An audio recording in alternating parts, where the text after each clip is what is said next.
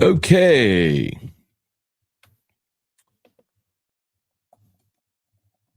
What's up, everybody? Good morning. Welcome to a Thursday, July 4th edition of Morning Scone presented by Brock, the Baton Rouge Orthopedic Clinic, Parish Construction and Roofing, parishbuilt.com. Of course, if you need an orthopedist, you go to Brock. You need a roof, you call us at Parish.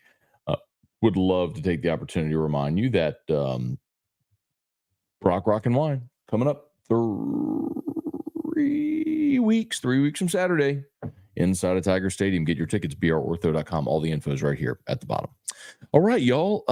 Good morning. Hope your 4th is off to a great start. Maybe if you got to sleep in. I am really enjoying my week off, but still getting the Locked on LSU podcast done.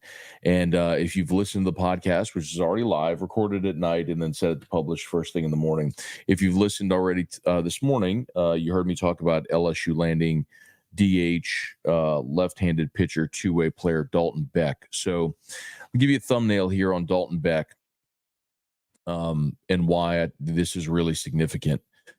So Dalton Beck, this will be his 4th school in as many years. And you might say, well, why can't he land anywhere? Well, it's a little bit more complex than that. So coming out of Texas, lightly recruited, he commits to Grayson College. Okay, so he goes the JUCO route, Grayson College. And he's a two-way guy, left-handed pitcher and a left-handed hitter. So he makes 12 appearances on the mound with a 4.33 ERA, pretty good. He also hits 380 with 9 homers. True freshman, 389 homers. I get it, JUCO, but still, when you do that, you're going to get a lot of attention, and he did. And so he then transfers to Kansas State for the 2023 season. So this would have been last year when LSU won the national championship. He was at Kansas State. And he only had 3 appearances on the mound all year, had a 14.29 ERA, and he didn't hit, which that seems really stupid of Kansas State to not put a bat in this kid's hand because he didn't play Kansas State, so he transfers to Incarnate Word in the Southland Conference. Early in the season, he made 3 appearances on the mound, 8 in the 3rd innings pitched. Not bad, it was pretty good. But he was hitting. He was DHing, and he never stopped hitting. Dalton Beck, 377 batting average, 18 homers. He led the Southland in slugging. He was first team all conference and newcomer of the year. He is a left-handed bat that can DH, and Jay Johnson has been looking for left-handed power bats. So this is really, really significant to get Dalton Beck. Now, it's fair to mention, as a third-year player, he is draft eligible, so you got to get him to campus. But if you do, this is really significant. Remember, Jared Jones, 28 homers, likely gone. Tommy White, 24 homers, likely gone. Hayden Travinsky, 16 homers, out of eligibility. Brady Neal, 9 homers, now at Alabama. Mac Bingham, 8 homers, out of eligibility. All your leading home run hitters from last year are gone.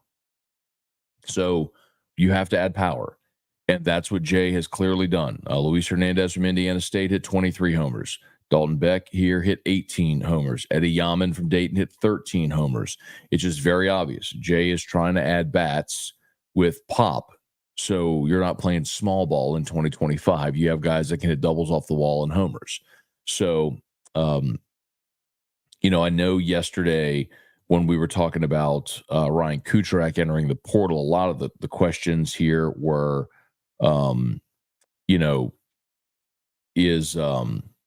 is time to panic, yada, yada, yada. And one of the things I'm going to do coming up here on Locked on LSU, we'll do it on AFR as well when I'm back, is I want to go player for player what you lost and what you gained in the portal. And I think it's going to be surprising to everybody that what you gained actually is more veteran experience, more accomplished players. And what you lost was young depth. Guys who may come along and be good, but when you look at the guys who hit the transfer portal this year for LSU, I might argue the most accomplished players are Brady Neal, who was a platoon player, Paxton Kling, who was a platoon player in the outfield, and Sam Dutton, who was, a a nice bullpen arm. And boy, you've added a lot more than that, man. So I think the panic needs to simmer down with baseball. We'll see what happens with the draft, but you should have around 8 to 10 spots available, depending on what happens. There's always going to be guys that get picked and signed that you think might come back. There'll be guys who surprise you and come back or show up on campus, and that'll be great news for the baseball Tigers. But long way to go still for Jay Johnson and the team. And I had a conversation yesterday. Like, currently the team is on the road. The coaching staff is on the road. They are like crisscrossing the country right now, seeing every recruitable prospect going to put this roster together. So they're not just sitting on their hands up at I almost said Skip Urban Drive, but on Gourier, I guess, where the box is. They're not just sitting up on their hands at the coach's office waiting for the phones to ring. They're not getting it, trying to build up this roster. So have a lot of confidence in Jay. See what he can do. Okay. Oh, and of course, we'll get to your questions here in a second. Comments. 2 LSU football targets are going to announce their commitments today. One is Zion Williams, a 4-star defensive tackle out of Lufkin, Texas. This is a guy Bo Davis was recruiting at Texas when Bo came to LSU. He just started recruiting to LSU, and LSU is expected to get Zion Williams, big 6'3.5", 315-pound guy. So big interior defensive lineman, 4-star, set to announce today. And then DeCorian Moore, number 1 wide receiver in the country, also going to announce today. Everyone's assuming it's Texas. Maybe LSU can pull off a little bit of a shocker and get DeCorian Moore back in the class. We'll see. But DeCorian Moore announces today. And one more to keep an eye on, DJ Pickett, 5-star, number 1 cornerback in the country. DJ Pickett set his decision date for July 17th. So that'll be Wednesday while we're at SEC Media Day. So fingers crossed, man. If Corey Raymond can get DJ Pickett, 5-star, number 1 cornerback, and Jabari Antoine, the number 1 cornerback in the state of Louisiana, in this recruiting class, all of a sudden DBU starts looking like DBU again. So a couple weeks, until 2 weeks from today, as a matter of fact. 2 weeks from today's Thursday. 2 weeks from yesterday, Wednesday. Yeah. Okay, let's say some good mornings here. Trivia Carter, good morning. Dalton Barnett, good morning. Hashtag Team Drew, thank you so much, man. Chef 22504, good morning. Cliff, good morning. Hope you had a great birthday yesterday, man. By the way, also happy birthday to my nephew Eli. Eli James Anderman is 14 years old, born on the 4th of July, July 4th, 2010. We were all up at the hospital waiting for Eli, the first boy in the family after 3 daughters and 2 granddaughters. Yeah, because Soph hadn't come yet. Eli, finally the family had a boy. It was a great day. So happy birthday to Eli. They'll be over here a little later swimming and having a good time. So Devin, what's going on, man? Happy 4th. Wendell Norman, good morning. GameCube Gamer. Morning, Matt. If Jay is able to get Schmidt to campus, where does he fall in LSU's lineup? So I would still put that at – so Schmidt, of course, is William Schmidt, pitcher from Catholic High, who by many accounts is the number 1 right-handed high school pitcher in the draft. And when you start to see – like, I don't know if you've noticed, but you've started to see William Schmidt fall on some draft boards. And by fall, I mean he's gone from like – a teens pick to a 20s pick to like a 30s pick. And you're like, And there is some belief among people in the industry that the reason you're starting to see William Schmidt slip a little, I shouldn't say, well, just like slip down a little bit, is because his number is really high and he's serious about playing for LSU if he doesn't get what he wants. Let's say he wants 3 and someone calls and offers him 2.8. Do you take it? That's always my question with guys like this. I shouldn't say guys like this. I think you know what I mean. Like with players in the draft who are, I should clarify, with players in the draft who are high school guys who have a really big number. How firmly do you set on your number?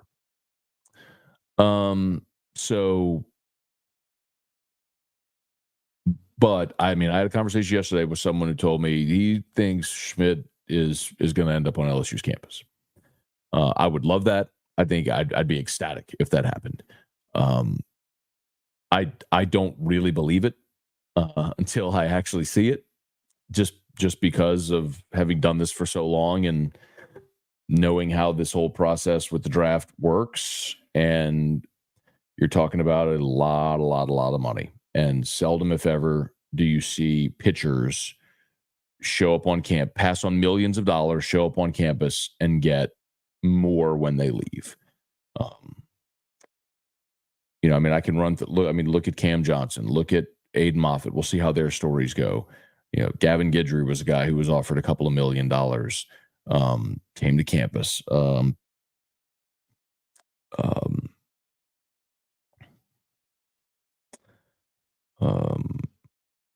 Landon Marceau was another one who passed on 7 figures. I remember I had Landon Marceau. Was it? Oh God, hold on. Was it Marceau or his dad? Oh, it's been so long now, and they confirmed that on air.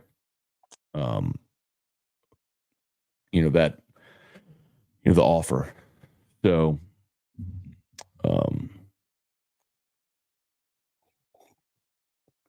anyway, and those guys seldom get that money coming out of high school, coming out of college. So someone like Aaron Nola, who was a 4th, 5th round guy coming out of high school, goes to LSU, is awesome for 3 years, then becomes a top 10 pick in the draft. That's more common. Anyway, so you asked where would he be if he did show up. He'd be in the rotation. If not rotation, he'd be your midweek starter immediately. I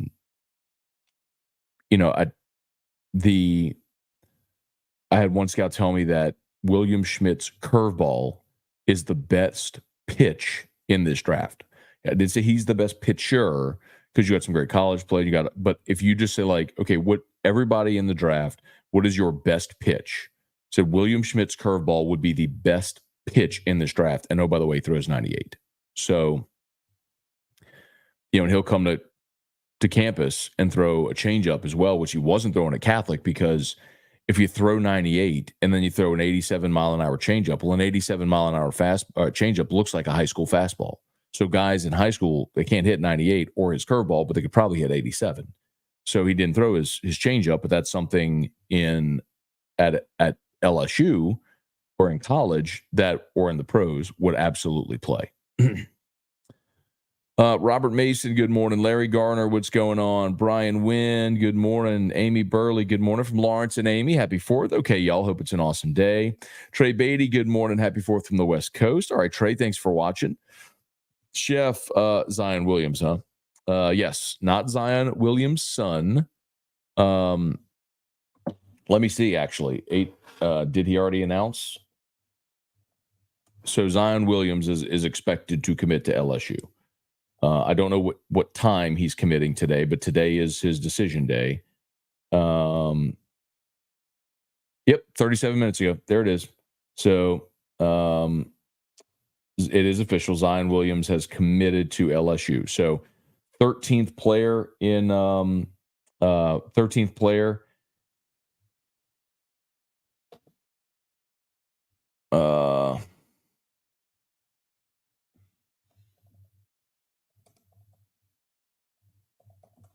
13th commit in the class for LSU. Zion Williams has now committed. There's his commitment video on Twitter. So he's on board. 4-star defensive lineman, defensive tackle, interior player, 6'3.5", 315, out of Lufkin, Texas. So LSU and Bo Davis get a big one on the interior. So that's awesome. It was expected, but that news is in. Now we wait on DeCorian Moore, 5-star number 1 wide receiver in the country. Club Ruckus, good morning, Matt. Happy 4th, listening live from Galveston. All right, Club Ruckus, hope it's good, man. Enjoy the 4th. Daniel Guidry, good morning from Galveston. Ready for fireworks watching this hurricane. Yeah, man, everybody be safe. I saw some of the video from, was it Jamaica yesterday? Golly.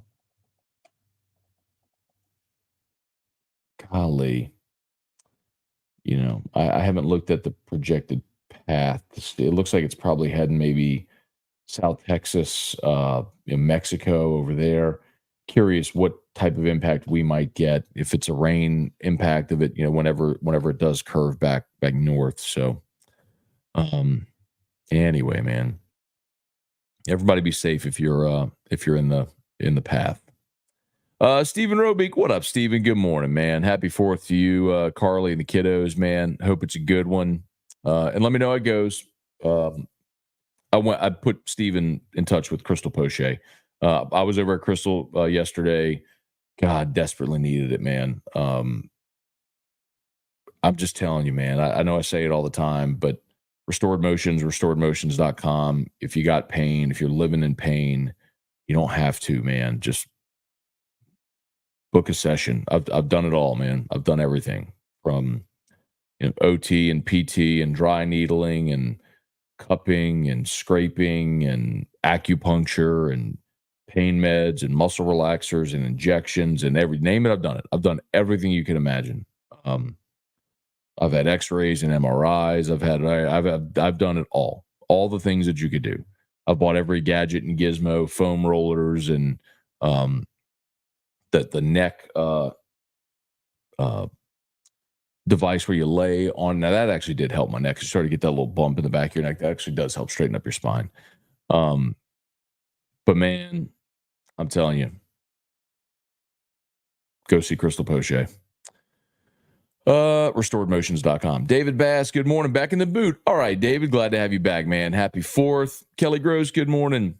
Cliff, only concern is, can Dalton Beck hit SEC pitching? We'll find out, but I'd rather a guy who's shown he can hit than a guy who hasn't been able to hit. And as a 4th-year guy who has hit at every level he's been at, I'd take that chance. And he's got the power tool in his bag, which not everybody's got, man. So let's see how hard he works. Matthew Johnson, good morning. Brian Wynn, thoughts on the ridiculous Bronny James contract? So, Brian, I mean, that's not a leading question or anything, is it, that you called it the ridiculous contract? I mean, we call that a leading question, where you've already told me where you stand and you're trying to lead me that direction as well. So Bronny James got a 4-year, $7 million deal with the Lakers. Of course, it's unprecedented. And if his name were Bronny Smith and he were the 55th pick of the draft, he wouldn't be getting a guaranteed $7 million deal over 4 years. And if his name were Bronny Smith, he wouldn't have been the 55th pick in the draft because he was the 7th best player on a really mediocre USC team. He wouldn't have been drafted. However,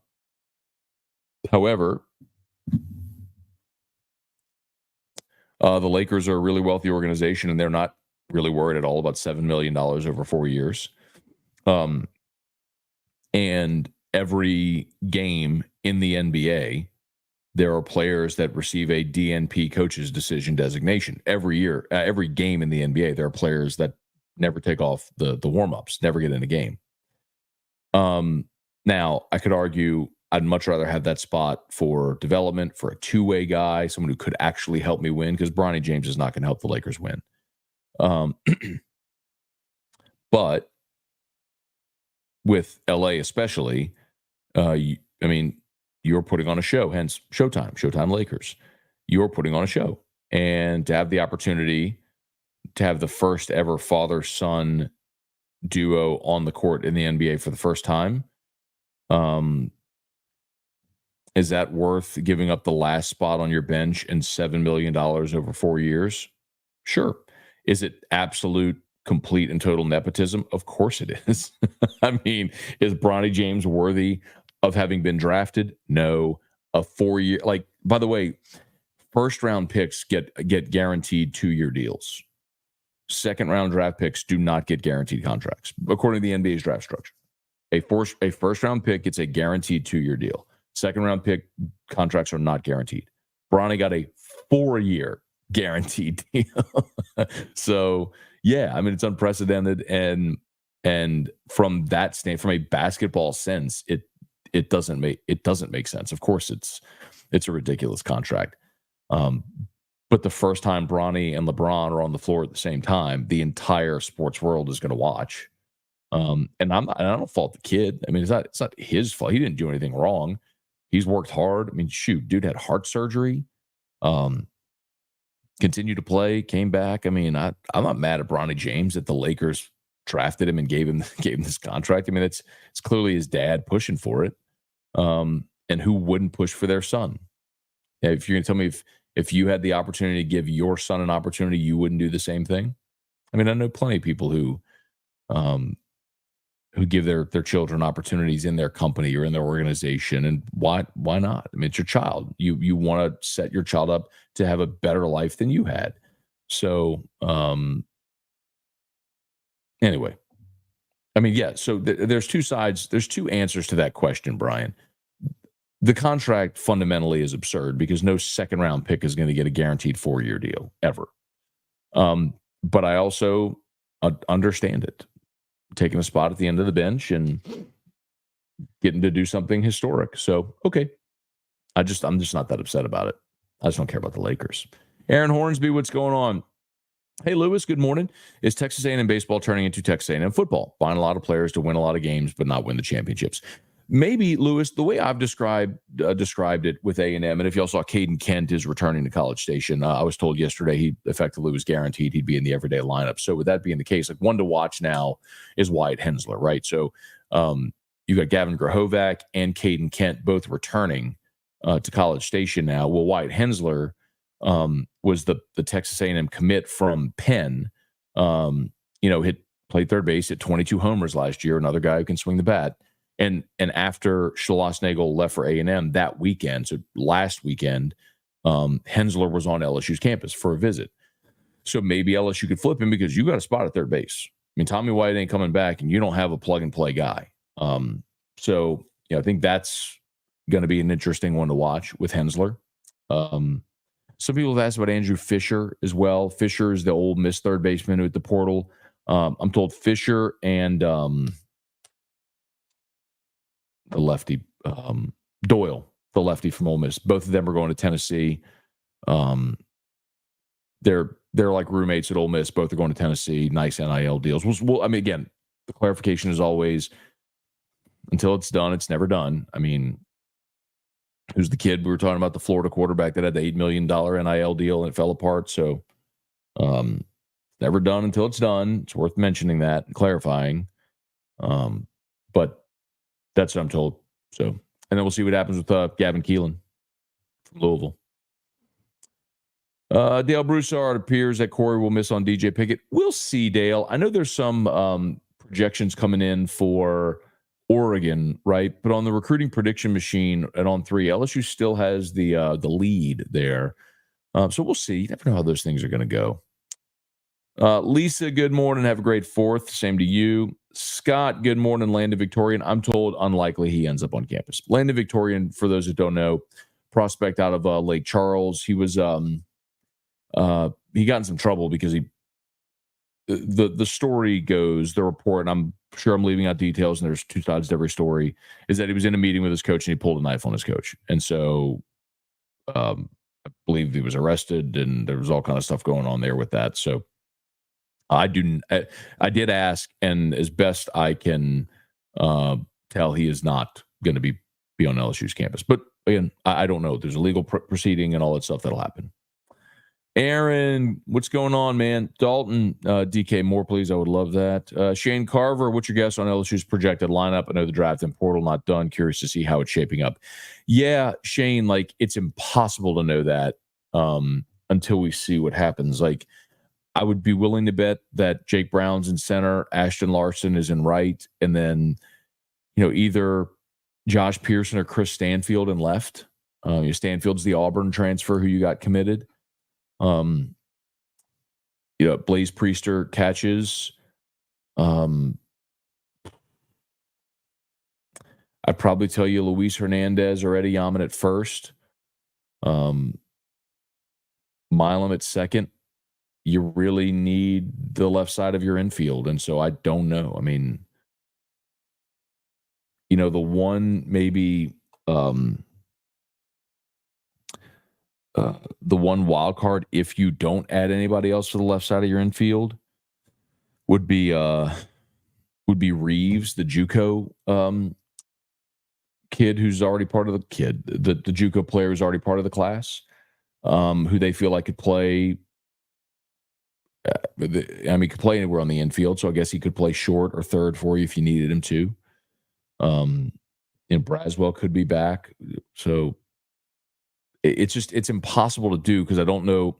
It's like trying to put a puzzle together without having all the pieces. You can't do it. Migo Tez, Jacorian Moore's going to Oregon. He's following the bag. Probably, but we'll see. David Tolson, happy 4th of July. We must all hang together, or assuredly we shall all hang separately. Benjamin Franklin. Great quote. Adrian Bailey, Williams committed. Yep, had that. Brian, good morning from Meadowview, Virginia. Happy 4th. Thanks, Brian. Same to you and yours as well. Let's see. DJ Pickett's visited Oregon a lot. I'm not extremely confident LSU lands him, but you never know. Yeah, I know there's been crystal balls that have gone in for DJ Pickett to Oregon, and he might end up there. We'll see. Y'all smash the like button if you would there on YouTube. Subscribe to the channel, Facebook, like the page, follow along on the profile. Again, if you're long story short, I know I say it every day, but Facebook changed their algorithm, so we moved the stream from my professional page to my personal profile. So the profile pic of me and Erica in New York, if you just follow that page, that's how you get the notifications when we go live and all that sort of stuff. Blaine Smith, good morning. Happy 4th. Cajun Country, just heard Locked On today. Show's great. Thank you, sir. Is recruiting not as significant due to the portal? I know this may trigger, but my Cajuns are getting decimated. Do you mean like high school recruiting? Well, see, I think the lower levels are going to be essentially training grounds in all sports for the Power Four. Guys who maybe, because like here's what's happening. In the past, you would take the lightly regarded guy at a place like LSU, and you'd stash him and develop and hope he grows into a really good player. I'll give you an example. Lloyd Cushenberry. Lloyd Cushenberry was from Dutchtown. He was literally the last guy in LSU's class. He was a 3-star who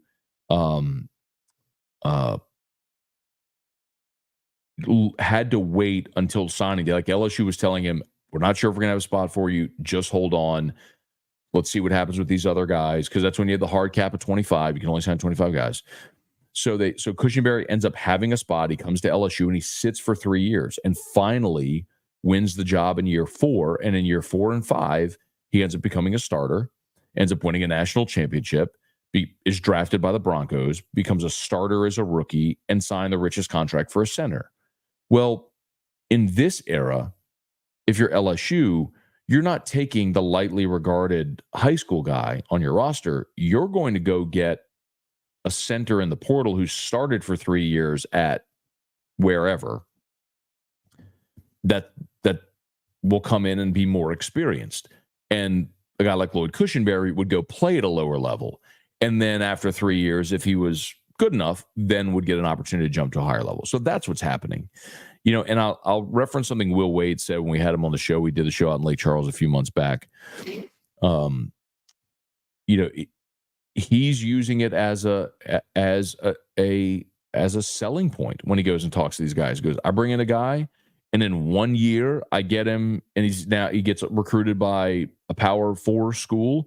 He's just going to go to the next guy, the next JUCO guy, the next say, hey, look, come do that again. Like, look what we just did. He came here, was here for 1 year, averaged a double-double, and now he's at, Virginia, whatever, right?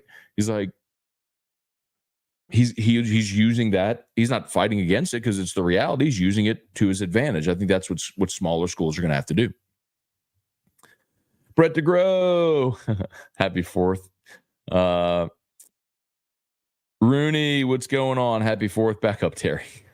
Back up. Terry, what you doing, Terry? Hard to believe I'd never saw that video until about a year ago, and it's hilarious. Chance Babin, suck at England. I do like the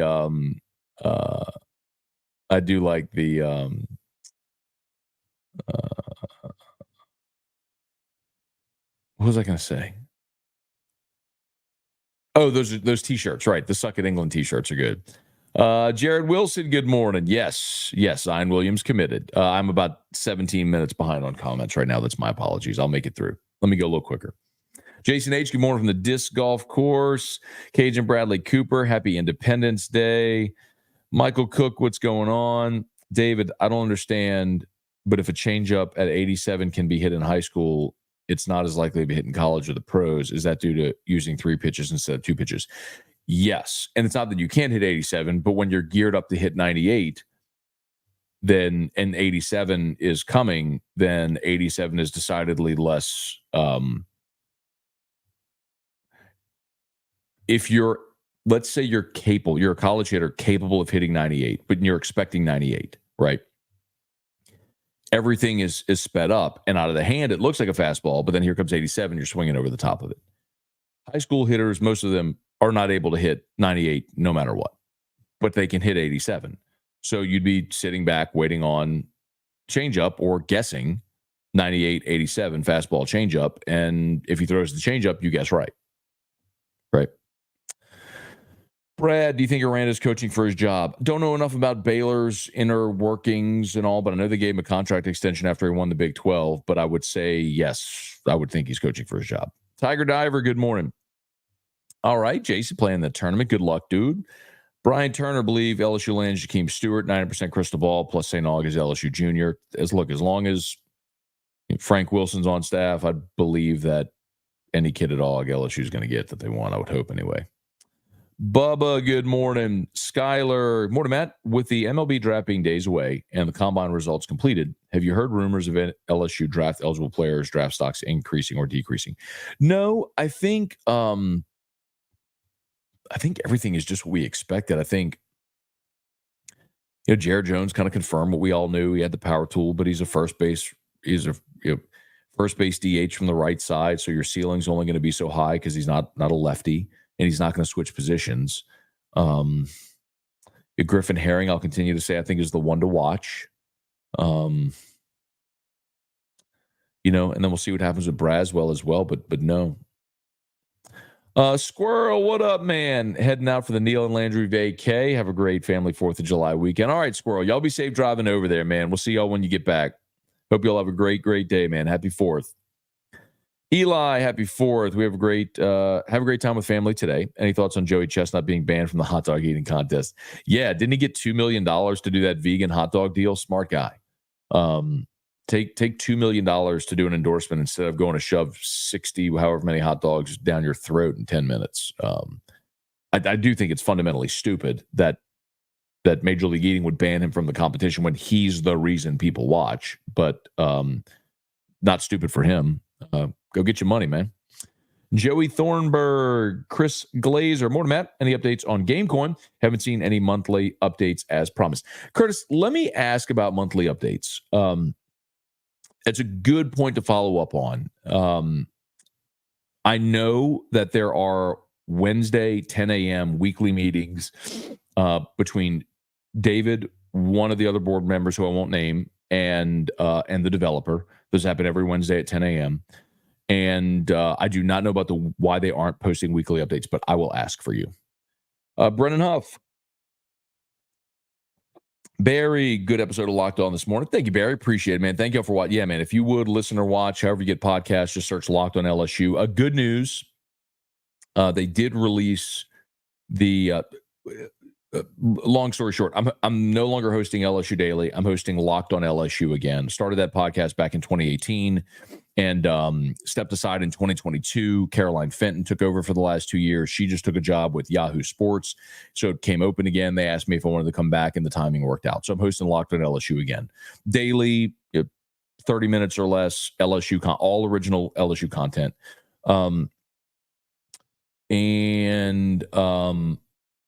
I don't want to be last in anything, y'all. I want to win everything. I'm the most competitive human alive. And in 2 weeks, after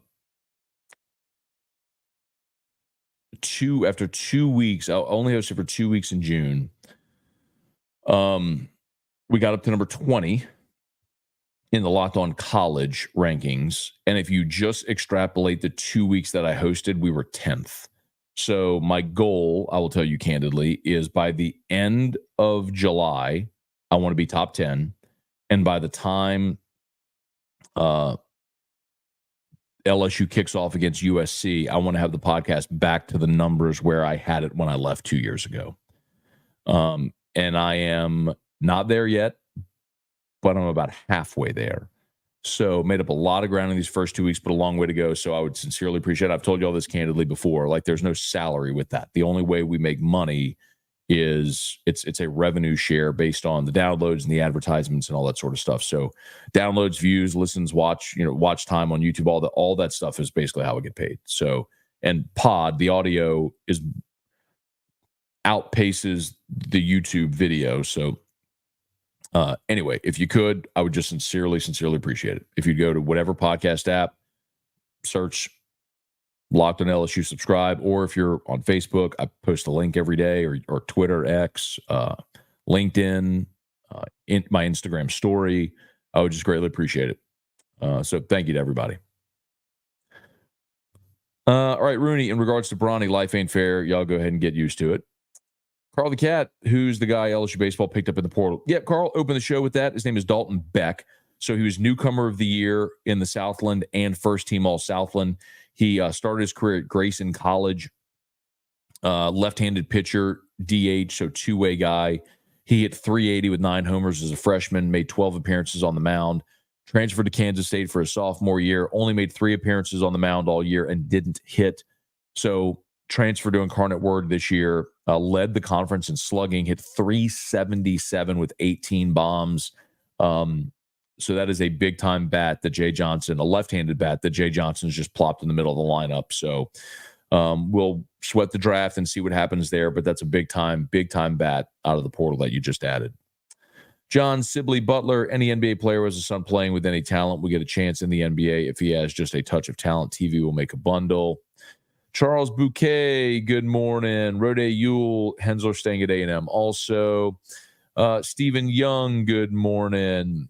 Brian Turner, Ryan, looking at LSU's recruiting, I think will be okay. Pickett is sensational. LSU is the most underrated class in America, especially defensively.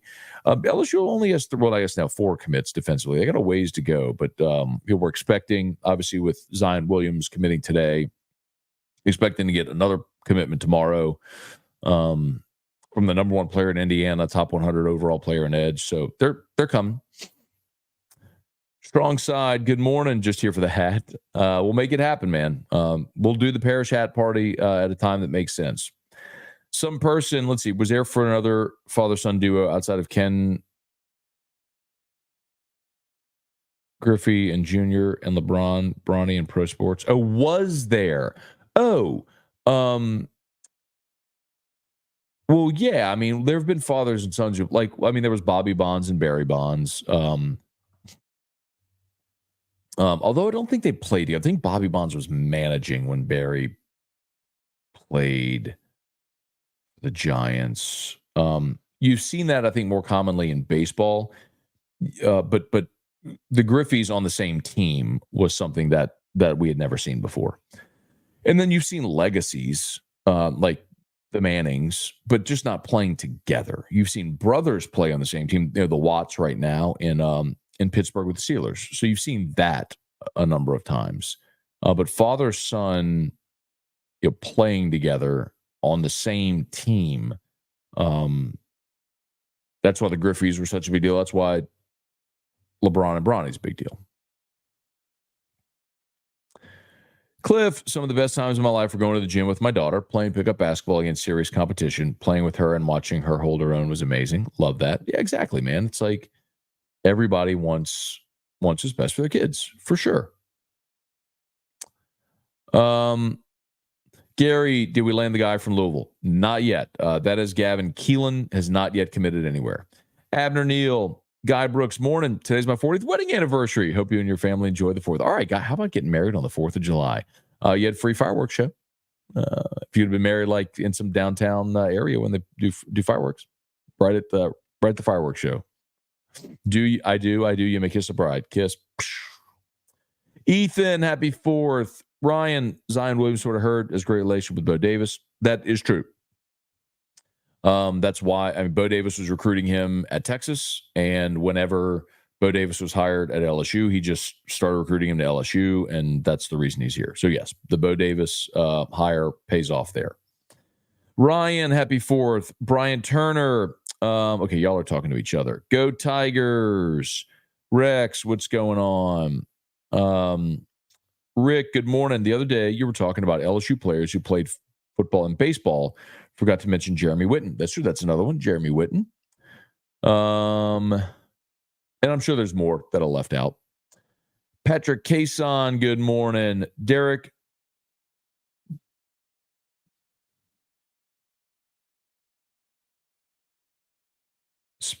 You got to give me a phonetic pronunciation, Derek. I'm interested. Bersige? What do you think about the picture from Catholic High? So talked about that a little bit ago, Derek. Hey, Dad. Good morning. Happy 4th. So William Schmidt, again, William Schmidt, I had a conversation yesterday with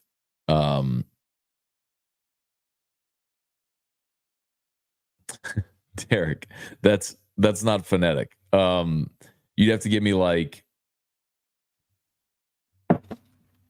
this.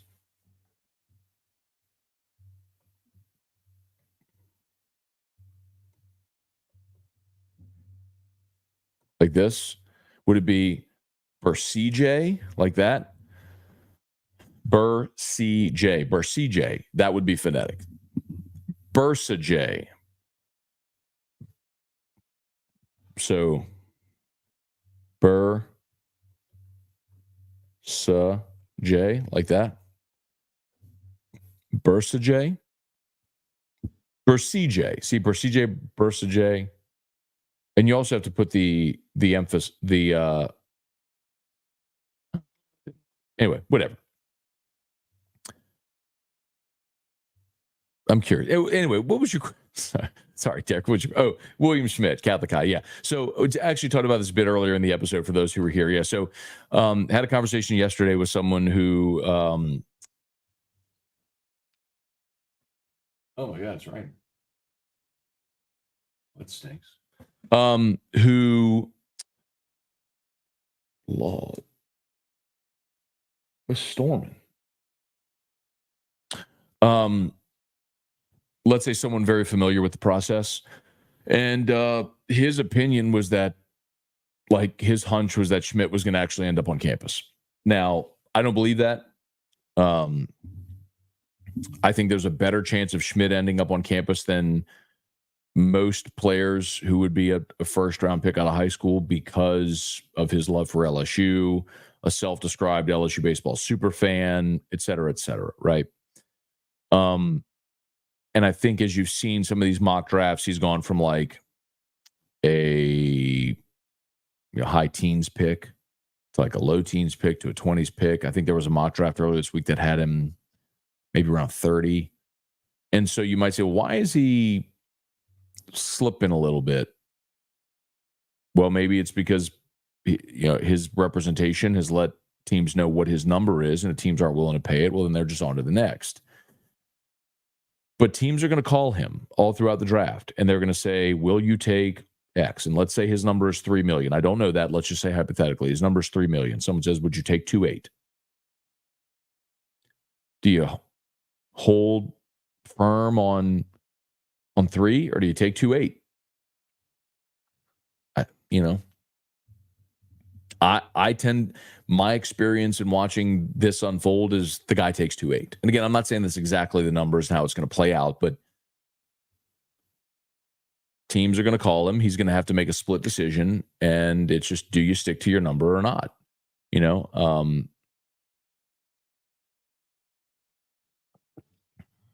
I think Anthony Renato told a great story on AFR about that, and he's a guy who stuck to his number. And they had the number in mind, and was offered just off the number. and passed. And ultimately, when Boston picked him, he got over his number. I think he wanted $1 million and got 1.2 or something like that, whatever it was. But I don't know if I got the numbers exactly right. But Renato is one of those guys who did stick to his number and ultimately got more than what he wanted because he didn't take the first off. But anyway, it's going to be an interesting one to watch. Hey, Brian, let's see. Hope these kiddos can do better than Mac Bingham. It's different level, of course. 2023 Pac-12 All-Conference player. That's true, Brian. But then you also have Stephen Milam, who was not one of the highest-rated players in this class, who came from high school and started as a freshman in the SEC. So, yes, Bingham struggled to make the transition. More often than not, though, you have guys like, remember McManus a few years ago, the catcher from South Alabama, who was a crucial bat for LSU coming in from South Alabama. You have those instances often. Sometimes we just tend to remember the ones that don't go great. Ethan, let's see. Are Tennessee and LSU the same criteria in NIL? If so, is Tennessee's collective willing to spend more, and is LSU's collective just content? Tennessee has more money than LSU. I want to say this again, and I don't know if anybody is watching was part of this group, but when NIL started, and especially before last football season, I should say, when guys like Braden Fisk and Keon Coleman, LSU targets, ended up going to Florida State, and I told y'all, like, LSU's collective isn't funded as well as other places, and the pockets aren't as deep, and it's different. A lot of people push back against me and like, hardy, LSU's got money. I'm like,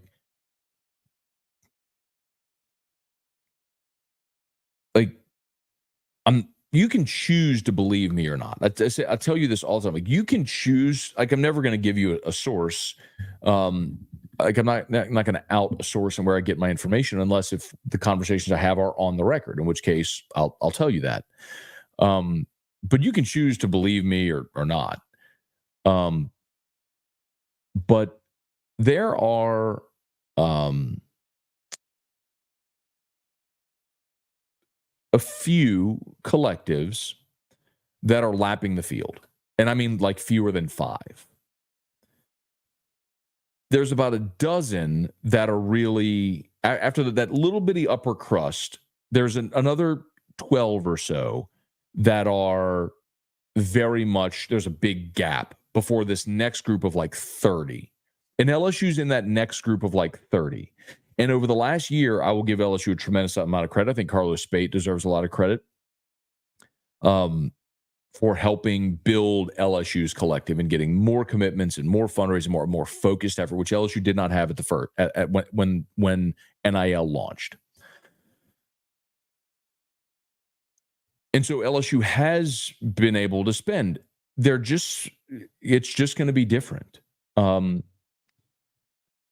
2 years ago, I told y'all that LSU in baseball had the most money to spend, and that was true. And then teams decided they were going to get serious about spending in baseball, like A&M and Tennessee and others. And LSU does not have the deepest pockets in baseball anymore. And so I don't want to paint this grim picture because it's not like LSU has no money to spend. It's not like they've raised nothing and the collective is broke. That's far from the case. They've continued to increase their coffers. And I hope that what we continue to see is more organization and an appeal to the everyday fan who might be able to give $100 a month, $50 a month, which continues to build your base and your foundation of that collective. But I think they have a long way to go in doing that. and engaging the average fan. But like the deep roster of billionaires, LSU just doesn't have that like other places do.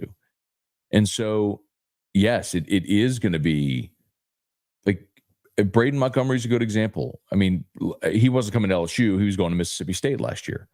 Braden Montgomery's from the Jackson area. He was at Stanford. He was the best player in the portal. He was going to go home and play with a lot of his high school buddies, be at Mississippi State. And A&M offered him $750K. Okay. Yeah, guy took $750. I don't blame him.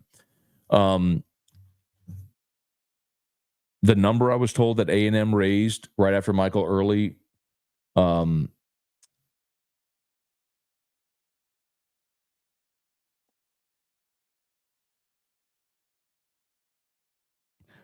number I was told,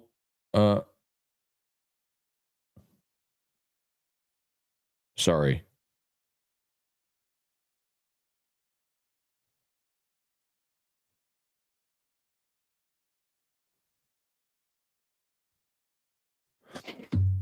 Sorry. Was 1.2 million, like in a day. That's just different, you know? Again, you could choose to believe these numbers or not, but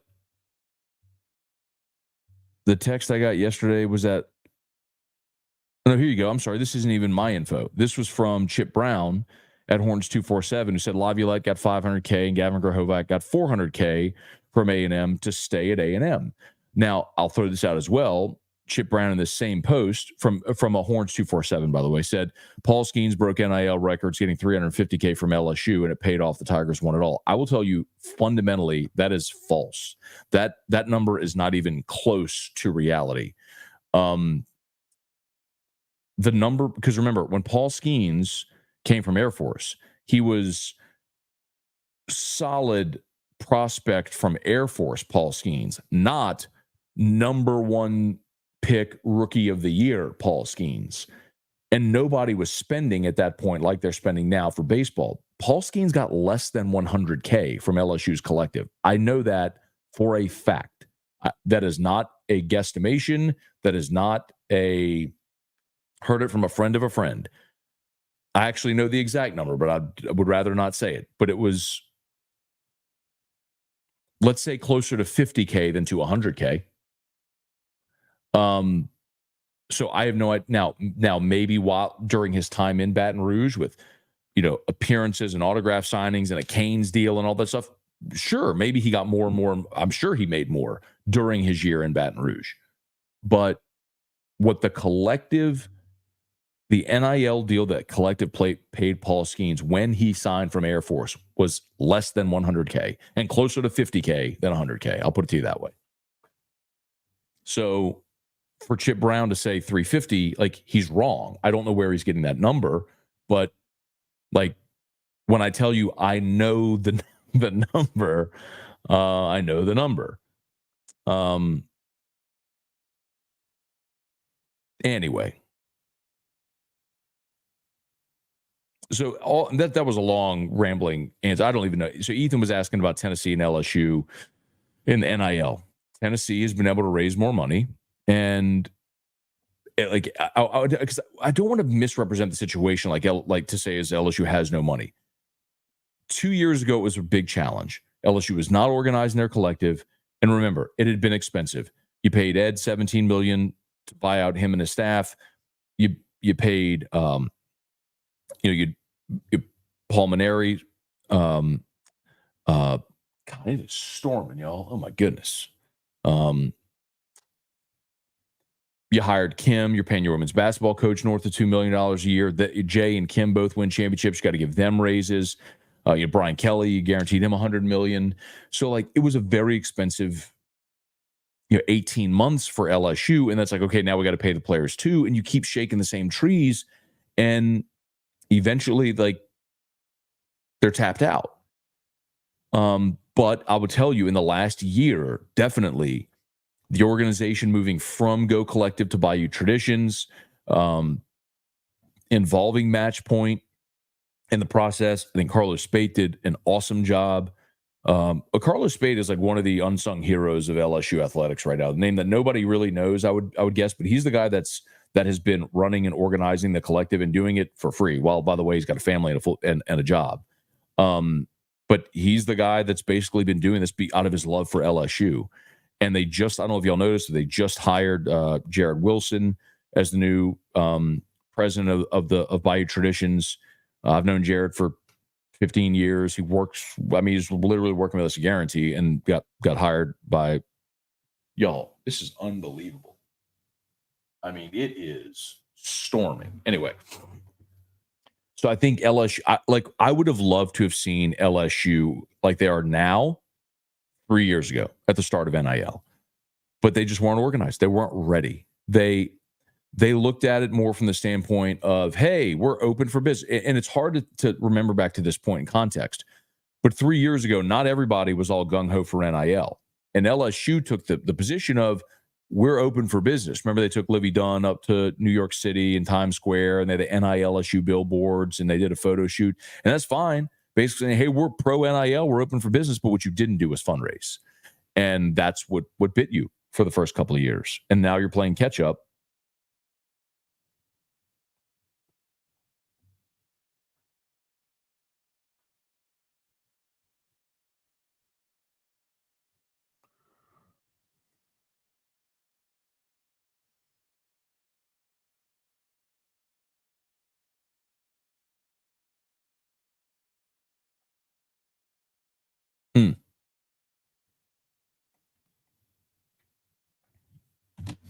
Okay. I don't know that we expected that to go that direction, but here we go. Dale with A&M's roster mainly attack. Hopefully, Keelan. I gotta start. I've been saying Colleen, but it's Keelan. Will land a BR. Hopefully, that'd be Dale. I would take a big exhale if LSU landed Gavin Keelan, because then you'd have Keelan and Milam at your middle infield, Priester at catcher. You could have Hernandez or Yaman at first. At third, maybe it's Reeves, or maybe you add someone else out of the portal. We'll see. But I'd feel much, much better. Patrick, Matt, do you know the highest NIL deal so far? I do not. Are you talking about LSU or anywhere? I'll tell you the highest NIL deal at LSU from the collective is $500,000. And there is a really good player on the LSU football team who's a projected first-round pick who is getting that this season. You could probably figure it out. Carly Cat, Chestnut versus Kobayashi is having an eating contest in September on Netflix. Heard about that. Probably won't watch it. Vol Navy, good morning from Rocky Top. Happy 4th. No questions today, Matt. Love the show. Go Vols. Got it, man. Happy 4th. We are all Americans, right? We may cheer for different schools, but we are all Americans. We all band together in the Olympics. Ethan, curious about our NIL because we don't have the connections you have. Yeah, all good. Ask away. Whatever I can share with you, I will. Peter, good morning. Happy 4th. Brian Turner, let's see. Dad, I have to pronounce that one in prayers to the faithful. Okay. Bursa J. Kobe Walker, good morning. Gunner, morning, Scone. Beck seems like a great pickup for baseball. Williams is a great commit for football. I think with Grahovac and Kent back at A&M, Hensler has better chance of playing time in BR. I would hope so as well, Gunner. I would hope so as well, man. If a world exists where LSU ends up with Gavin Keelan at short and Wyatt Hensler at third, Milam at second, Hernandez or Yaman at first, the other one of those guys are Dalton Beck DHing, Priester behind the plate. Now I'm really excited about 2025 LSU baseball. Jerry G, Matt, heard you're on Locked on LSU. Yeah, man. So this is the third week of me hosting Locked on LSU, And Jerry actually launched that podcast back in 2018, man. So started in 18, hosted it from 18 to 22. Stepped aside, been doing LSU Daily the past couple of years.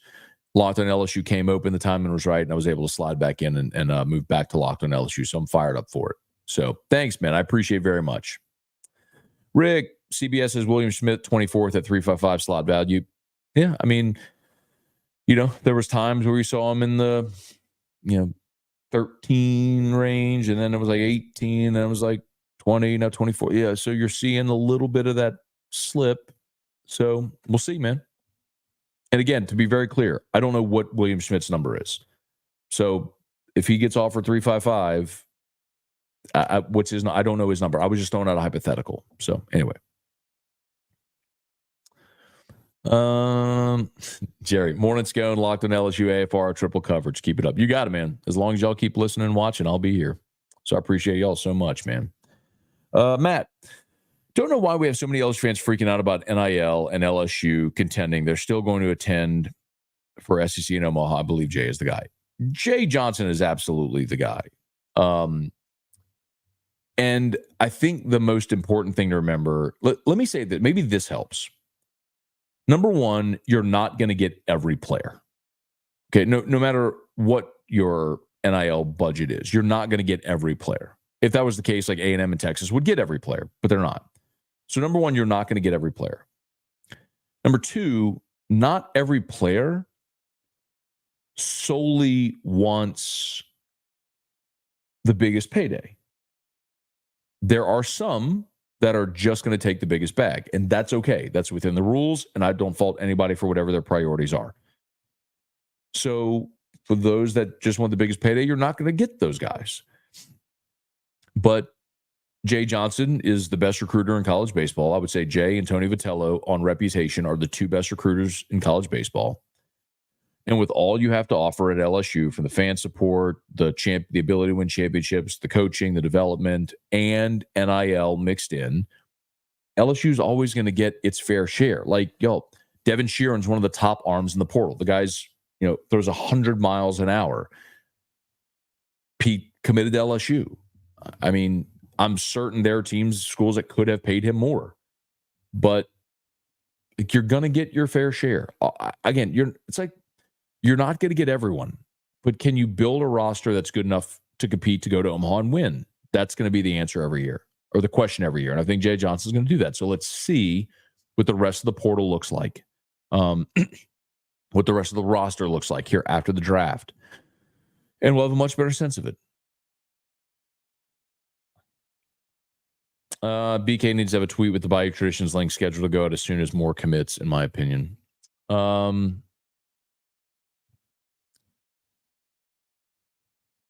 don't know that Decorian Moore is just an NIL play. That might sound naive, but he's from Texas, and the feeling always was that he was going to stay home. So it was the surprise was when he committed to LSU.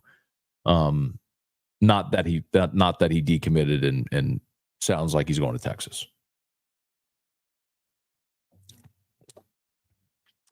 Brian, did FSU come that far in money-wise? Wasn't that a big contributing to Jimbo leaving at FSU as DC was making $800K or something like that? Yes. Jimbo there were two things why Jimbo left. Facilities was a big part of it. He struggled to get a facilities commitment, and then they kept losing coordinators at Florida State. Their coordinators kept leaving for more money. And so that was a big frustrating factor when he left Florida State for A&M. That is a fact. That is objective. He many times, Jimbo on the record talked about those things.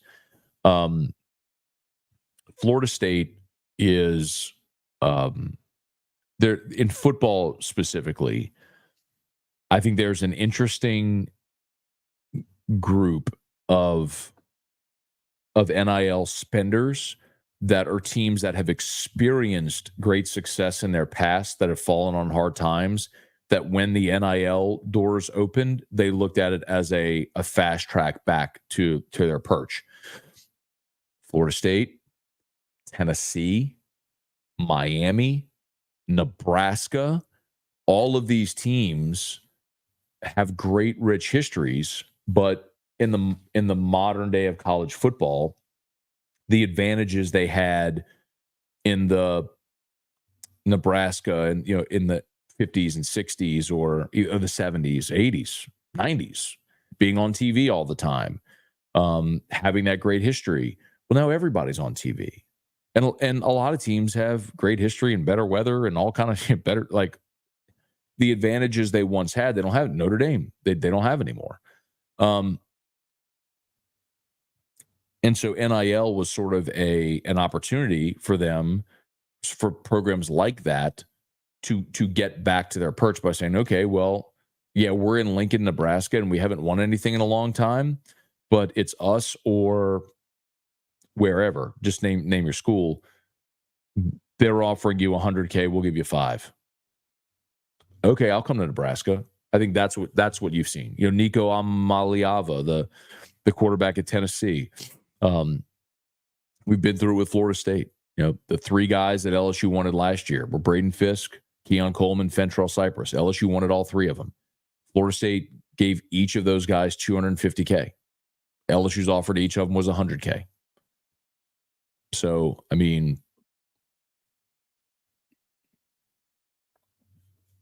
yeah, what it is. Ron, Matt, what latest on the Gary Brecka journey? Yeah, thanks for asking, Ron. Man, I'm feeling good, man. I've gotten into a really good rhythm with my supplements and with waking up, going work out, doing my cold plunges. I'll tell you, the one area where I've slacked has been breath work. And really what I need to do is, like, when I get to the gym in the morning to go do my workout, I need to just do my breath work before I do the workout. That's the one thing I've slacked on. But yeah, man, like I feel good. I'm sleeping good. I've told y'all some of the biggest changes I've made. Like, I'm no longer taking daily Nexium. I'm not taking a daily Claritin anymore. I'm excited to do my blood work. Like, I do blood work every 6 months. And I did blood work when I was about, maybe I was about a month into the Gary Brecka protocol, and my blood work came back, was perfect. I mean, my blood pressure was like 124/80. I mean, it was almost perfect. I've had elevated cholesterol, mostly because I eat a lot of sugar, and so that's just always been a vice of mine. And very candidly, this week being on vacation, I have strayed. We were on vacation. I ate what I wanted, and I ate ice cream and drank a bunch of beer, and just, ate whatever I wanted. So this week has not been great. But yeah, I'm very much looking forward to going back to when I hit my 6-month checkup to see what my blood labs look like after having done this thing for half a year. And I can obviously notice in losing weight and getting more musculature, more muscle tone as well, especially my stomach. Like, anyway, yeah, I mean, I feel really good, man. I feel really, really good. It's been a very positive, like, it's instilled very positive, healthy habits in my life, that I think are really are helping me. So thanks for asking, man. Lewis must be getting a text about Wofford players in the portal. No, that was actually Gordy Rush. Rick, LSU football has over 1 million followers on Twitter and 408,000 LSU baseball. If everyone donated $10 each, would not have any issue in funding. Like, that's fine, Lewis, but it's also, or Rick, it's just not realistic, man. Not everybody's going to give. Not everybody's going to give $1 or $10. It's so easy to do the compounding thing. Well, there's 100,000 fans in Tiger Stadium. If everybody just gave, but not everybody is. I mean, you pass a collection in church and people don't give. Like, and by the way, do you? I'm not trying to judge anybody. And I will never, I'm going to say this again for the record. I will never, ever tell fans what you should spend your money on or should spend your time doing. Your disposable income is yours. Your free time is yours. You do with it what you want. You will never hear me criticize fans for coming late to a game or leaving early. You will never hear me criticize fans for not spending an NIL or anything on those lines, or buying tickets or whatever. My money is my money. I buy whiskey and sneakers. I don't want anybody coming to me and saying, well, that's ridiculous that you buy whiskey and sneakers. It's what I like. It's my money. It's my disposable income. I don't want anybody telling me you should go to the game and stay to the bitter end. Why? So I can go sit in traffic for 3 hours after, and LSU's playing Nichols, and it's a 70-point blowout. No, do you want to leave early so you can get a good night's sleep and get up and go to church the next day or something, or whatever you're going to do? God bless you. It's your life. If you want to use your ticket for toilet paper, and that's just your decision, okay. I will never, ever criticize fans for what they do with their disposable income or their free time, because I don't want anybody telling me what to do with mine. So you will never hear me criticize fans for that stuff. Brian, what's with the guy from Texas saying Skenes getting $350K? Yeah, talked about that a little bit ago as well. I don't know, man. So that was Chip Brown from Horns 247, and Chip Brown is awesome, by the way. Like, Chip Brown is the one who 10 years ago, or I guess in 2011, summer of 10 maybe, or 11 before the 11 before that round of realignment. Chip Brown was the one that was breaking all the news. He was at Orange Bloods at the time, I believe. He's at Horns 247 now, but Chip Brown's great, but he's just wrong on that number. He said Skenes got $350K at LSU, which is factually inaccurate. It's like, I know the number. And he got, I told you, he got less than 100K. It was closer to 50K than 100K.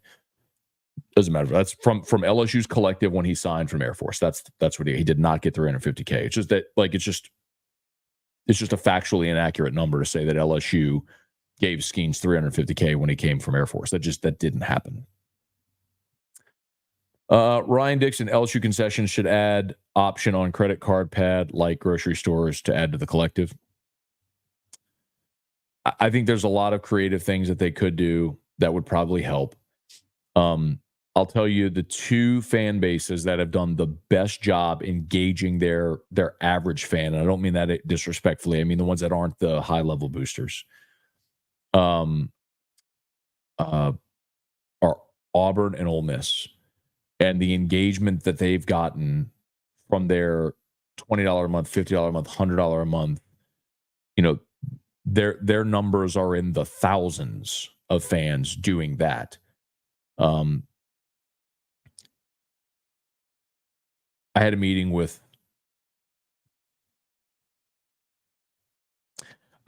not long ago. Maybe let's call it 3 months ago.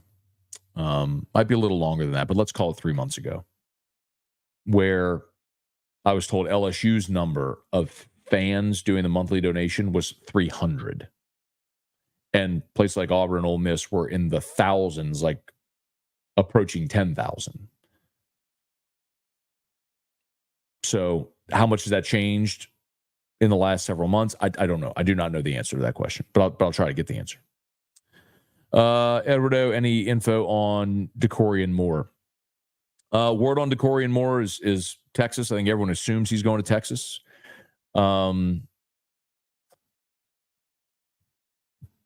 But I'll repeat what Shea Dixon has said many times. It's never been more important in recruiting to finish second than in the portal era. Because what if Decorian Moore's at Texas for a year, like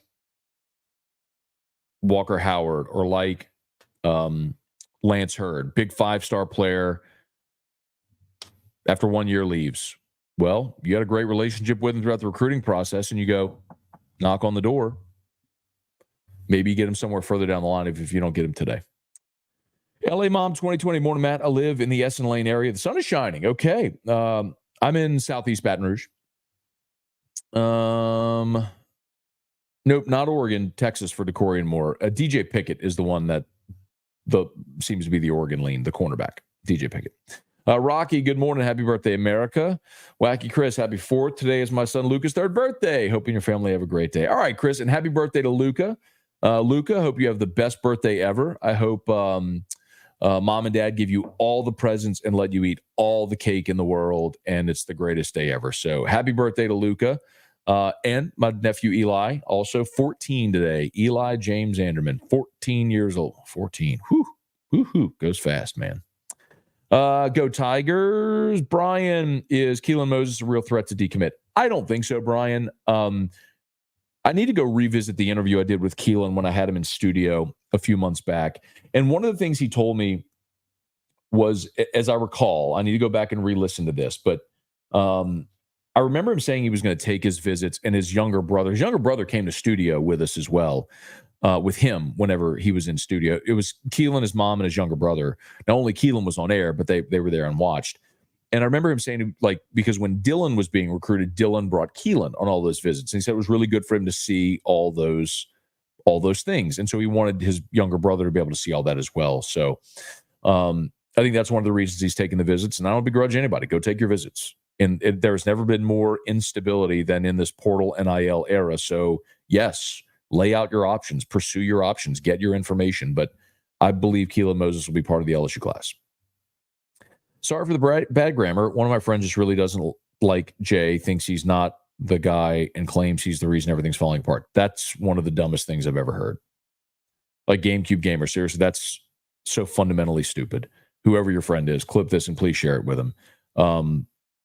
Like, you talk to people. Like, did you notice yesterday D1 baseball, like the 9 writers at D1 baseball all put out their projections for Omaha, 8 for Omaha in 2025. Literally every single one of them, all of them, every single D1 baseball writer projected LSU to be in Omaha next year. Literally all of them.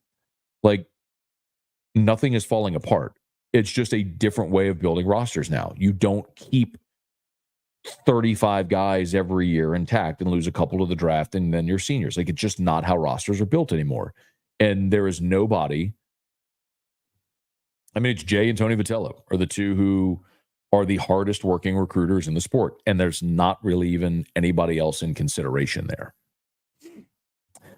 Jeff, good morning. Happy 4th. Damon Gilmore, what up? Brad Steimel. What up, Brad Steimel? I wonder if that's Brad Steimel, who I knew as a at Most Blessed Sacrament a bajillion years ago. Should I tune into LSU Daily or Locked On?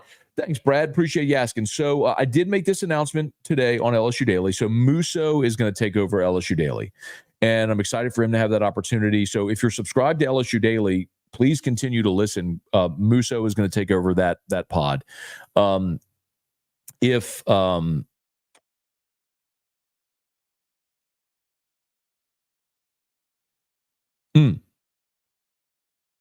Oh, wow. Yeah. Jay, hey, who is the guy again? So anyway, Brad, real quick, let me finish that thought.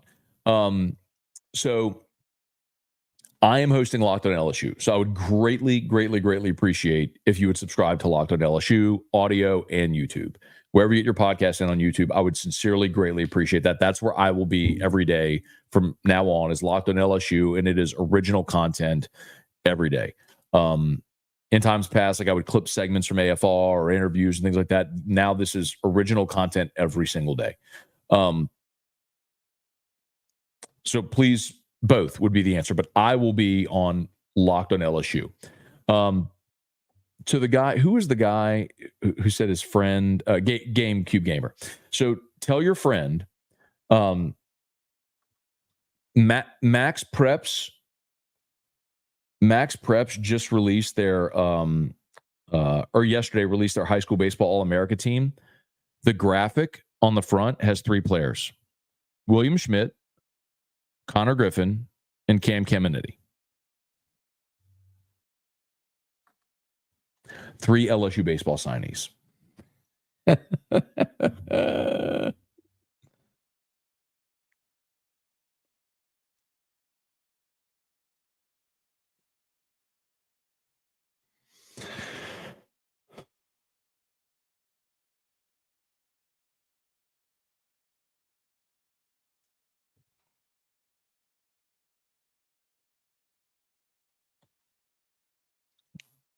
Jay's going to be fine. Brian Jones, wish we would have scheduled Nichols for week 0 before playing USC. Last few years, we can't win our opener. Haven't won an opener in 4 years. You know what's funny, too, though, is like for years when LSU dominated those openers and never lost an opener, no one talked about playing week 0. Only now that you've lost your opener do we start talking about playing week 0. But they tried last year. I talked to Verge about that on AFR. They tried to move the Grambling game, but logistically didn't work. Brian will be tuning into Locked On after this live feed. Thanks for restarting the podcast. When do you return to AFR? Monday. I'll be back on AFR Monday. That's why Gordy was texting me a bit ago. Apparently my what do you call it? Like the response, the auto reply email says I'll be back on the 24th. I have no idea why it says July 24th. I'm back on July the 8th. I'm back Monday, which happens to be my birthday. So I'll be returning to work after like 11 days off on my birthday. So I was like, I probably should have taken that Monday too, but got to get back to the grind, man. I'm ready to get back to. Let's see. Look at Chase Shores. He could probably enter the portal right now, and Texas would give him $1 million, but he wants to play at LSU. That's a great example. Chase Shores, if he went in the portal, everybody would recruit him, and he's probably your Friday night guy next year. Chance, A&M might be getting a few Washington players via Jason Kelly. I don't know if Washington has. I'll have to check Washington's roster. I don't know that Washington has many great players that would be targets, but it's worth watching. Tanya just read Hensler committed to A&M. Have you seen this? Did he recommit? Let's see. I mean, Wyatt Hensler had already been committed to A&M, but he visited LSU. Let's see. Okay, so here you go. That happened, let's see, 12 hours ago. Yeah, there you go. Okay, so Wyatt Hensler tweeted last night at 8:15. After reopening my recruitment, A&M was and will always be the best decision for my last year of college baseball. Okay, so Hensler stays at A&M, off the board. So Caden Kent is staying at A&M. Hensler is staying with A&M. Andrew Fisher from Ole Miss, I'm told, is going to Tennessee. So Gavin Keelan is your guy, and I know Jay and his staff are crisscrossing the country right now, looking for players. So we'll see what they come up with. But Gavin Keelan would be the big fish left in the pond. So let's see. Cliff, will we get a few Scone After Dark episodes in July, aka Nightcap? I would love to do that.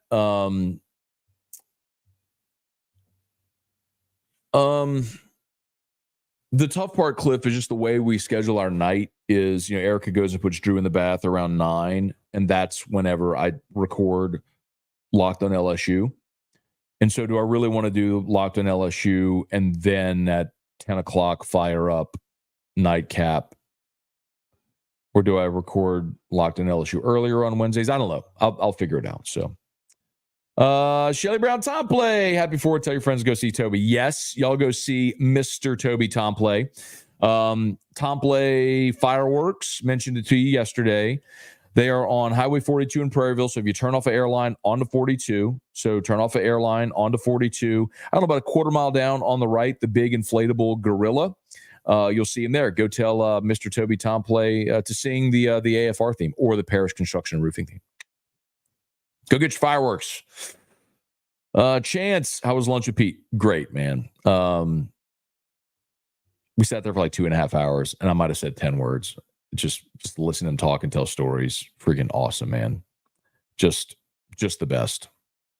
Devin, morning, Matt. Reality that the first game is a must-win game. I honestly think if we lose week 1, things go downhill fast. Game is huge on momentum. So I don't know that I necessarily agree with that, because after that first game, you get Nichols, you're at South Carolina, home against UCLA, and home against South Alabama. Like, you're going to be a heavy favorite in all of those. Then you get an open date before you play Ole Miss, and Ole Miss comes here after having gone to South Carolina. So they go at South Carolina, at LSU, while you go open date Ole Miss. So I just disagrey with that. Do you want to win? Yes, of course you do. Because my feeling is if you want to be a playoff team, 10-2 is what's going to do it.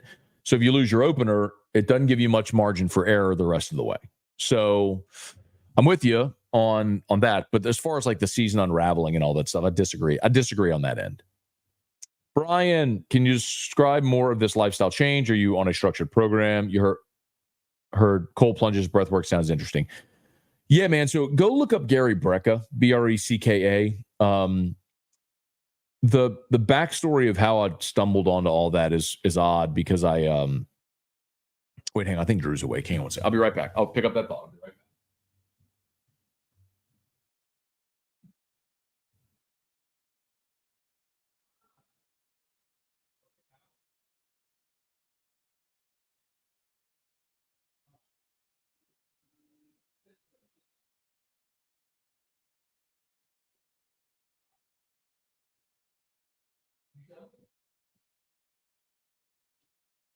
Okay. Look who I've got. I got a big old tater. I got a big old tater. Oh, my little boy. My little boy. You want to say hi to Dad show? Huh? Oh, my neck. Oh, my little boy. I love you. Love you, love you, love you. That Drew. Anyway, so go check out Gary Brecka. So the odd thing is, so I love, there's this podcast called How I Built This, and it's just what it sounds. It's people who built really big companies telling the story of how they built their really big companies. And one of the episodes I listened to was Whole 30, which is like a diet plan, apparently. And I listen to all of them, but anyway, so I listened to this Whole 30 podcast, and now all of a sudden I get targeted on social media with all these like health hacks and health this and that, whatever. And Gary Brecka started popping up in my feed all the time with these videos. It was just so interesting. I thought he had a really easy way of explaining complex things. Hi. Oh, I love you. Okay. Oh, my boy. Did you sleep so good? Yes. Yeah, you sleep so good. Yep. I love you. I love you, Drew. I love you. Love you. What do you say? I love you what? I love you, Daddy. Oh, I love you too, my baby. Sweetest little boy in the world. Sweetest little boy in the world. Love you, love you, love you. Oh. Mommy's cleaning up for Eli's party. Anyway, so I fell down the rabbit hole of Gary Brecka's content. Here's my suggestion to you. Go watch, find the time to go watch Gary Brecka on either Joe Rogan or Brad Lee's podcast. Long form, I think the Rogan interview is 2 hours. The Brad Lee one's an hour 20 minutes, something like that. And it gives you a really good sense of who he is, what he does, what his theories are, and then you can make a decision if you want to go deeper. But I would don't just take my word for it. I would strongly recommend just go listen to him, learn more, and see if it's something you're interested in. Rocky, Matt, I know you don't ask anything of us in terms of money. Do you get anything from YouTube and Facebook for Morning Scone? If it's too personal, I'm sorry. Curious about how it works. Rocky, y'all can ask me. Some people are funny asking about money. I don't ever mind talking about money. So I'll 100% tell you that. Hi. Oh. What? That's you. It's what? Oh, you trying to get down, or you want to sit on Daddy's lap? iPad. You want the iPad? Okay, I will help you. All right, yeah, I'll be right back.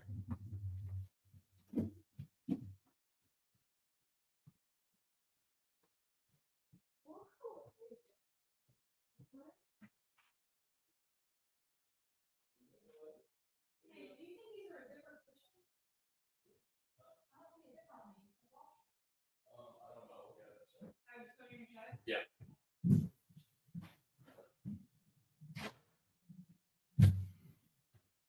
Okay.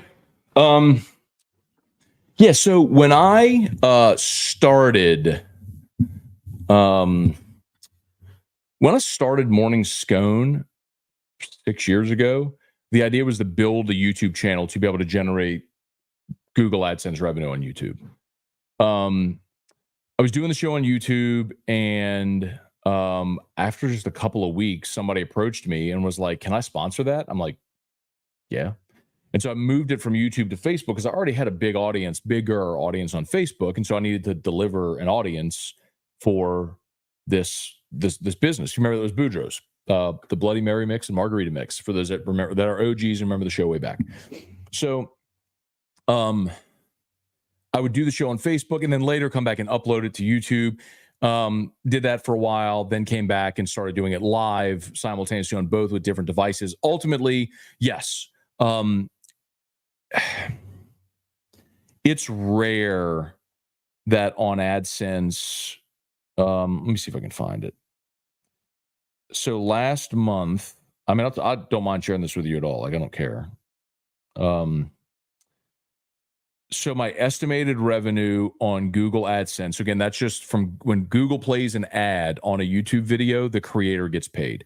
So my estimated revenue over the past 28 days is $659.32. So not exactly the thing that's going to let me retire early. You know what I mean? Some months are better than others. Like last year when LSU won the national championship in baseball and I was doing all the live shows, I probably made like $2,000 that, in that June, right? But I would say that, and then obviously Brock pays me a sponsorship, and I'm very grateful for that. But it's not one of those things that I necessarily do so much for the money. It's more building community. For example, Parish, right? I feel like this is to Rocky's question, why this I think matters for me, because honestly, just from a allocation of my time, we've been doing this for an hour and 30 minutes now. This isn't the best way for me to spend an hour and 30 minutes just fundamentally with my time. Like, you know what I mean? Like if you're just looking at how much money you make per hour, like, does this make sense? But what it's done is let me build a great sense of community. And so a lot of people who are on this show have become personal friends of mine. A lot of you I look forward to seeing and talking to every day. It's something I enjoy doing. And we built a deep sense of community. And I think that's what I love about the talk format and talk medium is you get to know somebody. And so like Parish, for example, when we launched Parish, we took a big risk, man. After building the other company for 3.5 years, we effectively went to zero and said, we're starting a new thing. And what do I do? I come here every day. I have my Parish hat on. I'll tag Parish in the post. And so many of you respond when I say, hey, look, if you need a roof, call Parish. And so many of you do. And like, you'll listen to Locked on LSU, like, because it's really like, I'm just asking my friends and family to help me out. Right. So that's really why, Rocky. It's not like like there are YouTubers who make, I mean, there are high level YouTubers, obviously they make millions and millions and millions of dollars. But there's people who make annual salaries as YouTubers. There are things that I could do here formatically that I know would work better and net me more money on YouTube. But I like this format more. I'd rather talk to the 200 people watching right now and long form and get to know y'all. Y'all get to know me and Drew walks here and all that stuff. So I don't know. Hope that answers the question. Cliff, I gladly donate $20 a month. Where do I do it? At Bayou Traditions website. So if you go to bayoutraditions.com, there's a link on how you can join and do the donation.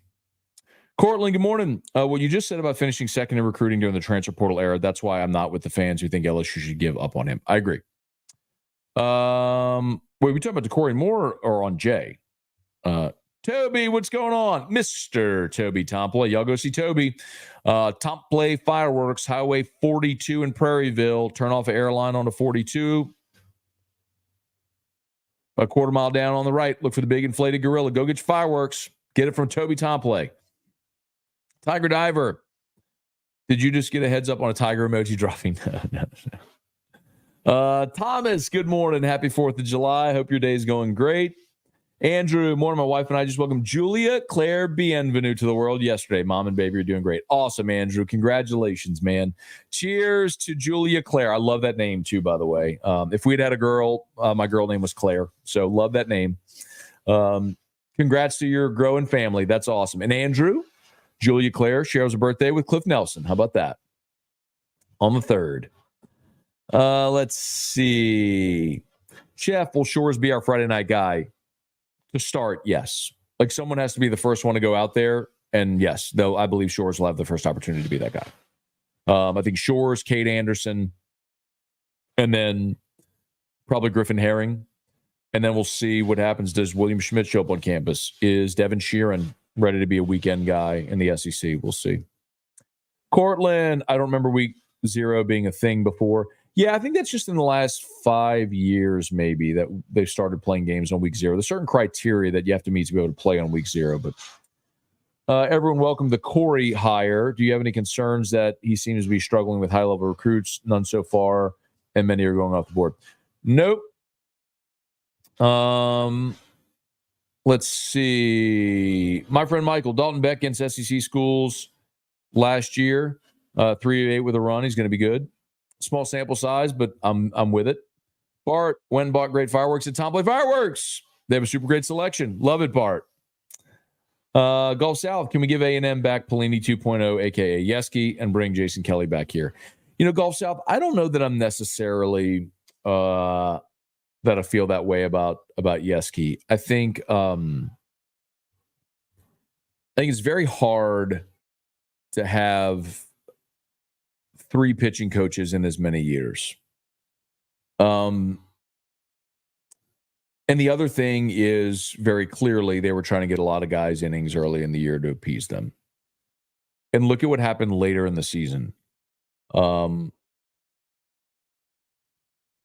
and Holman were great. Thatcher Hurd obviously got better as the season went along. Griffin Herring was fantastic. I would say in the second half of SEC play, when you sort of pared down your rotation and you really locked in, they were really good. So I'm not there. I'm not totally there on poo-pooing Yeski. He's been a great defensive. I was thinking Pelini. He's been a great pitching coach, a championship level pitching coach. And I think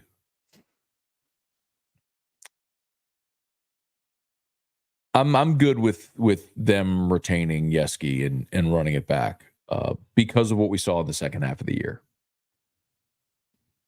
Let's see. I saw someone predict LSU 8-4 with a loss to Arkansas and Florida. Boy, if they lose to Arkansas and Florida, that would be tough. I'll tell you about Arkansas, though, man. Well, not Arkansas. A&M is the one that I would worry about because it's the second of a back-to-back road conference games. And it is very difficult to win back-to-back road conference games. Just historically, that is not something that is easy to do. So that the spot where you play A&M is tricky. People crapped on Kelly as the pitching coach too. Yeah, man. I mean, that first you forget about that. That's true though. That first year there were struggles finding a rotation. And I thought they did a heck of a job that first year because you were just so short on arms and arm talent that every pitch had to be micromanaged and overmanaged and executed. And I thought they did a great job getting that team where they got them.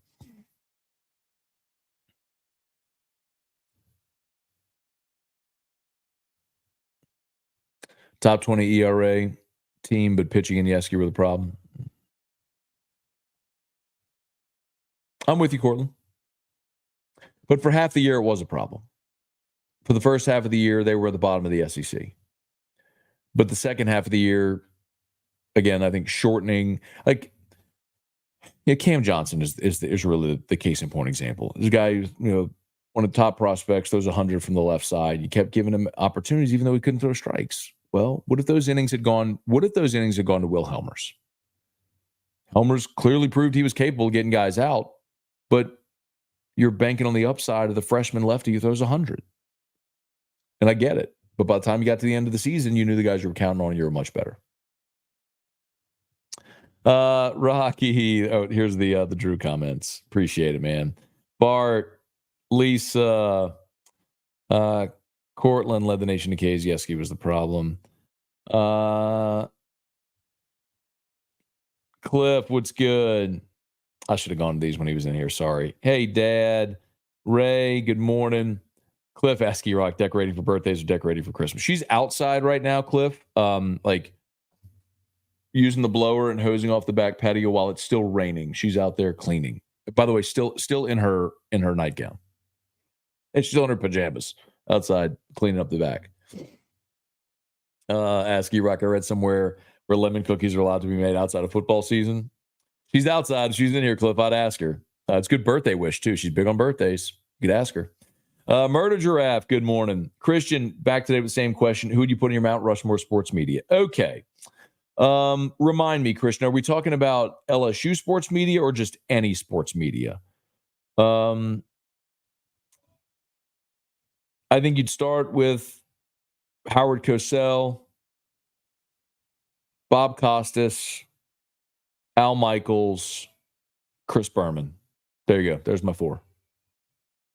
And I reserve the right to change my mind if something better is presented to me. Cosell, Bob Costas, Al Michaels, Chris Berman. There could definitely be a case made for Vin Scully. There could be a case made for Jack Buck, John Madden. I mean, there's a ton that could absolutely be there. But for a variety of reasons, those are the ones I'll go with. My friend Michael thinks Zach Cohen could play third base. But Reeves, the JUCO, can. We'll see how it goes. Murder Giraffe, is Jay a better recruiter than Paul? Yes. I mean, especially by the end, Maneri wasn't the one doing the recruiting. Nolan Kane was. And so much of college recruiting now is you go to these showcase events and these tournaments because that's where all the best players are. And Nolan was the one doing all that. And, Maneri would meet the players when they came to campus for visits. It was just a different way of doing it. Sometimes you know your strengths and you know your weaknesses. And, Paul had a great recruiter and Nolan on staff. Jay is the best recruiter in the country, and he is relentless and tireless. And it's all he does and thinks about is how to make LSU baseball a championship program. Yes, Jay Johnson is. Johnson and Vitello are the two. The consensus you ask people in college baseball, Johnson and Vitello are the two best. Carl the Cat, Cliff, those lemon cookies must be the real deal. They are. I'm not going to lie, they are. Green Z, Fenton went to Yahoo. Do we collectively still hate Yahoo because of the Will Wade saga? Fenton is Caroline Fenton, who did take a job with Yahoo Sports. No, Ross Dellinger's at Yahoo. The Wade thing was a Pat Forty vendetta, and it was just so weird. That is Man Brumman? Okay. That is Man Brumman. Okay. Dawson, hope you're having a great 4th. Thanks, same to you. Let's see. Cortland had struggles on the mound. I never saw it as the issue. LSU had no consistency at the plate. LSU got run ruled on Sunday. They also barely mustered 4 runs against Sunday Arms. The run rules were an issue, man. Let's not sugarcoat it. Like, pitching in the first half of the season was a real problem. We thought it was going to be the strength while they figured out the offense. And it was anything but in the first half. Like, we can be honest about that, Cortland. Like, they finished strong, they got it together, and they were good by the end of the year. But it's also fair to say it was a problem at the beginning of the season. All right, I feel as if it's definitely panic time at third base. It's not panic time at third base. Hey, by the way, a year ago at this time, there was not a soul, not a single one of you, who were talking about Stephen Milam coming in to be an everyday starter as a freshman. Okay. You've got 5 infielders committed in this class. Mentioned Reeves, the JUCO player who they love. Would I love to see LSU get a plug and play guy who's been a 3-year starter in the Power 5 who's hit 20 bombs? Yes, of course I would. But come on. Do you think Wes Johnson would be a good recruiter at Georgia? I don't know. Never really talked much about Wes Johnson as a recruiter because it was always Jay. I don't know. Good question. Cliff, Ben Scully, Madden, Al Michaels. I guess I'll take Costas. So you're taking off Howard Cosell. Like, I can't imagine starting with anyone other than Howard Cosell. I think Cosell would have to be the first person on the list. Like, if you were starting like the United States Mount Rushmore, you have to have George Washington. Like, I would think you have to have Howard Cosell. Yeah, maybe not. Why did USC try to cancel the LSU game in Vegas? Are they scared to play us?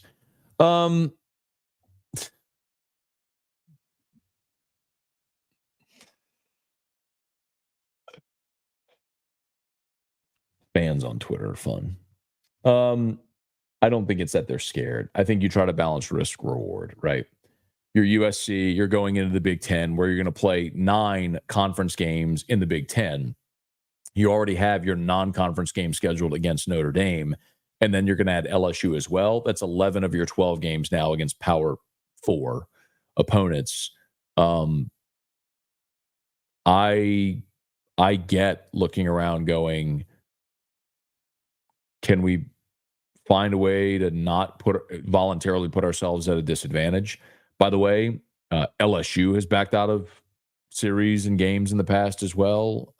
It happens all the time. So, or you move it to a different year where it makes sense. Like I don't think it's that big of a deal. It's all how it's presented. And look, Dawson, if I know there's fans that want to pound their chest, oh, you're scared to play us. Okay. I don't think it's that big of a story. It's something fun to talk about on Twitter and in the off season. It's just,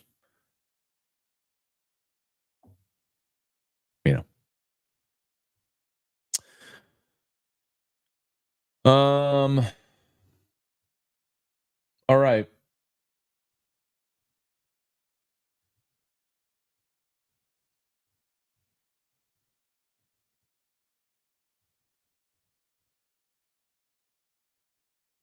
Phew. Okay. Thanks, y'all. Have a great 4th of July. Somebody just tweeted me that the guy that I teed off on, who was taking shots at me about the Schlossnagel thing, he announced his retirement. So I was like, you sent this guy into retirement. Happy retirement to Daryl. I hope you have a great retirement, and hope your career was much better than how it kind of ended there. Anyway, cheers. Okay, y'all have an awesome day. Happy 4th. As always, shout out to Brock. Remember, Brock Rock and Wine, Saturday, July 27th, 3 weeks from Saturday. Looking forward to being there. We'll see y'all there. And, of course, Parish Construction and Roofing, parishbuilt.com, parishbuilt.com. Need a roof? Give us a shout at Parish. You need Northpedist, you go to Brock. And remember, Brock Rock and Wine, get your tickets, brortho.com, brortho.com. Happy 4th, y'all. We'll see you. Peace. Check out Locked on LSU.